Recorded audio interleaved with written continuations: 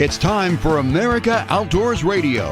The fast-paced hour of outdoors radio ahead is not only awesome, but unlike those other shows, you can actually sleep in for this one. Better still, we've got a special Pacific Northwest edition for you. You won't find this version of America Outdoors Radio anywhere else, and you'll only hear it here on KRKO AM 1380. Welcome aboard. I'm glad you're here. We've got two great guests for you here on our Pacific Northwest edition. That includes Bob Loomis with Mack's Lure Company. He'll join us for an extended Mack's Minute where he'll tell you about the perfect lure to use this time of year to catch big walleye out of the Columbia or anywhere else.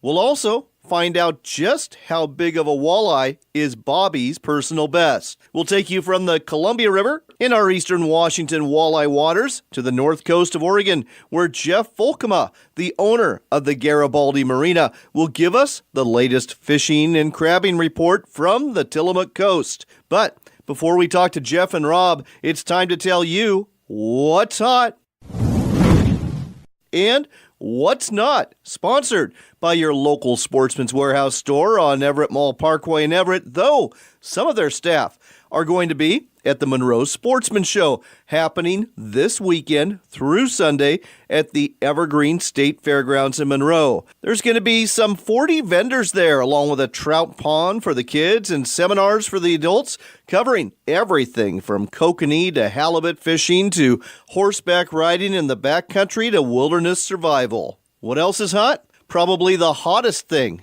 right now is the reopening of the Skagit and Sauk rivers for a limited catch-and-release steelhead fishery. The first time anglers have had the chance to do that for nearly a decade. Now, this opened last weekend, but anglers had to battle higher than normal water flows. Fortunately, the steelhead fishing is open again through Sunday, and then there'll be another 4-day stretch from the 25th through the 29th. Local angling groups like Occupy Skagit worked really hard with the Washington Department of Fish and Wildlife to make this fishery happen. So please follow the rules so we don't lose this opportunity in the future. The open areas are from the Dalles Bridge in the town of Concrete to the Cascade River Road Bridge in Marble Mount on the Skagit River, and no fishing is allowed from a boat that's under power. The Sauk River is open from the mouth to the Sauk Prairie Road Bridge in Darrington.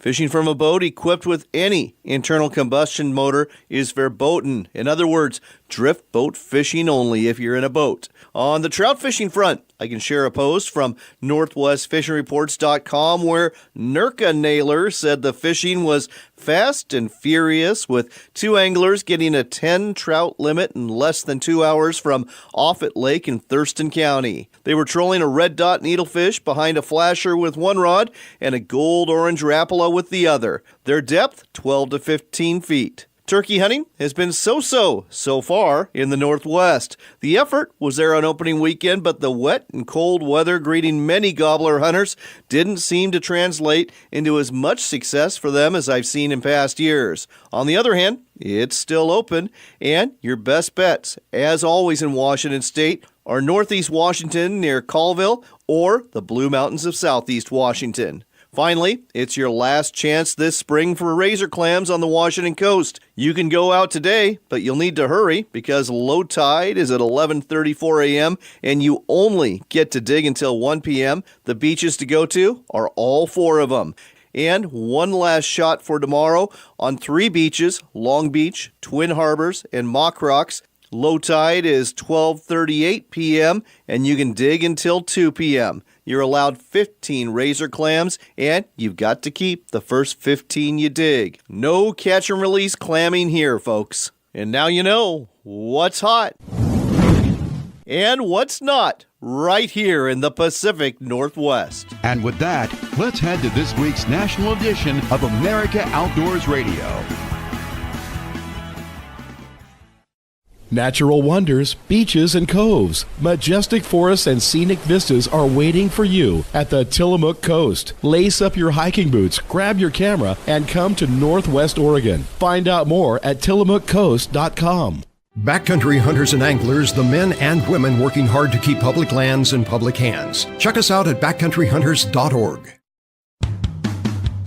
It's time for another local shot of the outdoors. It's the Pacific Northwest edition of America Outdoors Radio, and you'll only hear it here on Fox Sports 1380 KRKO. Next on the Pacific Northwest edition of America Outdoors Radio, we're heading to Garibaldi on the northern Oregon coast to talk to Jeff Folkema. He is the owner of Garibaldi Marina. Jeff, how's the spring bottom fishing been, both from boats and from the jetties near there?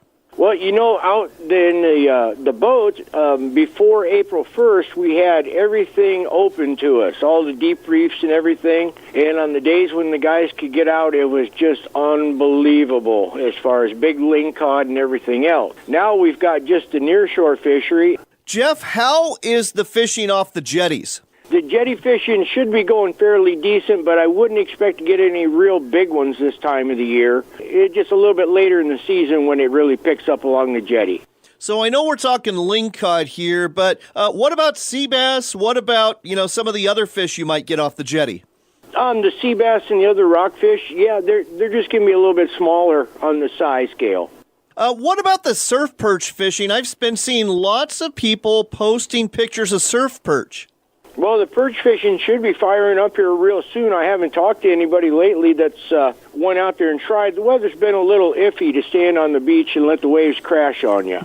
I understand that completely. Last but not least, crabbing and clamming. How have those two activities been going? Oh, crabbing, it's been good. Here you got to play the tides. It's definitely an incoming tide situation. There isn't really very many places on an outgoing tide where you can drop your pots and be out of the main current trying to leave the bay.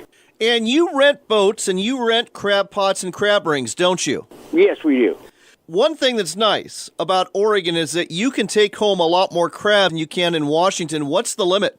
12. 5 3/4, males only. And if you rent your boats from us, we cook the first dozen for free. Sounds like a great deal to me. And folks, if you want to find out more about fishing and crabbing out of Garibaldi, the website to go to is really simple. It's GaribaldiMarina.com. That's GaribaldiMarina.com. Jeff, thanks for the report. We appreciate it. Hey, anytime. I appreciate you calling. There's a whole bunch more of the great outdoors coming your way on Fox Sports 1380.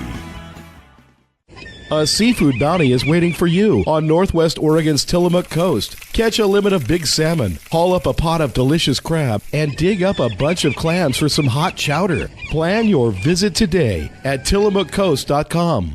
Backcountry hunters and anglers, the men and women working hard to keep public lands in public hands. Check us out at backcountryhunters.org.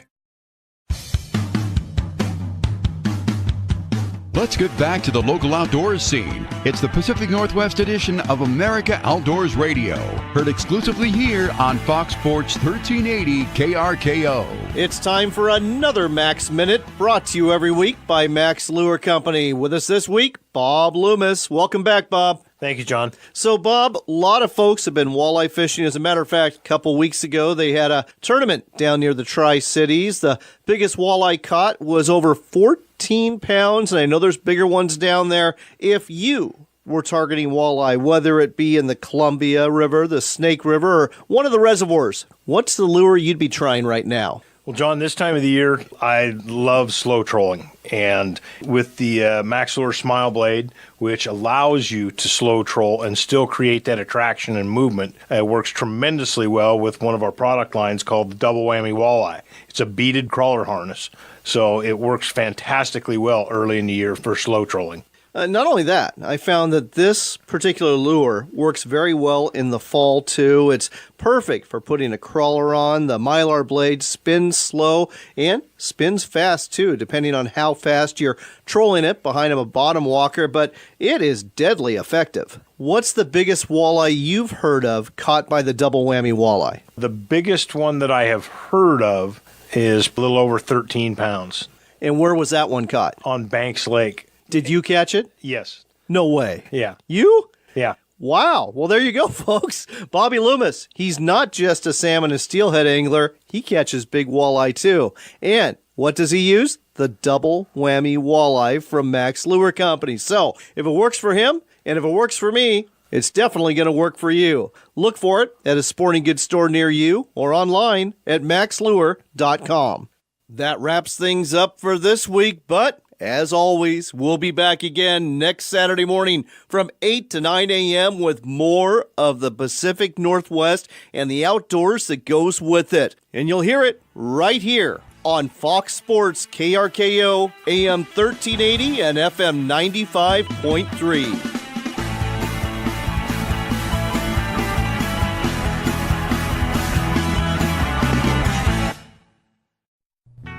Want to put a smile on your face? Start off by putting a smile blade from Mack's Lure Company on your line. Mack's smile blades come in different sizes and spin at slow speeds, not like those metal blades on other lures. Buy them separately or on ready-made rigs like the wedding ring spinner, double whammy, walleye pop, and more. Smile blades work for trout, bass, walleye, as well as other species, and when that fish hits, you'll have a grin on your face that won't go away. The Smile Blade, only from Mack's Lure Company.